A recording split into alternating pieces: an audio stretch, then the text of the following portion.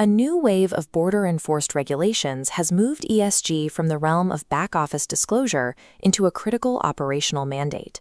For a decade, static ESG functioned as a passive exercise in corporate risk reporting, largely disconnected from the physical realities of global trade.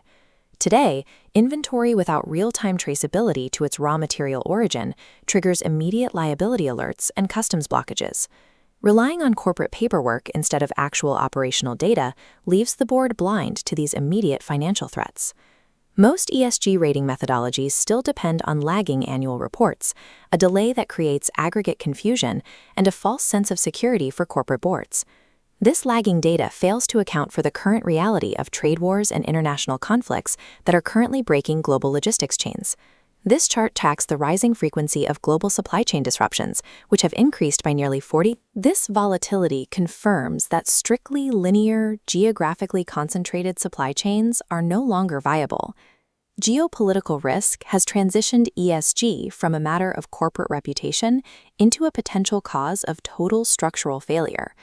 Regulators are replacing voluntary disclosure with strict legal accountability through the EU CSDDD and the US Forced Labor Act. The UFLPA inverts the burden of proof, presuming imported goods non-compliant until proven clean. Companies must maintain active proof of compliance through rigorous traceability systems. These mandates result in physical bottlenecks at the border, where inventory with unverified origins is immediately stranded in customs.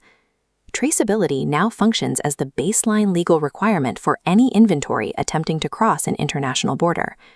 To survive in this new era, companies are actively moving towards acta non verba, replacing static checklists with dynamic, technology-driven traceability. This requires deploying tools like AI's sentiment analysis and blockchain to achieve real-time visibility into every node of the supply chain.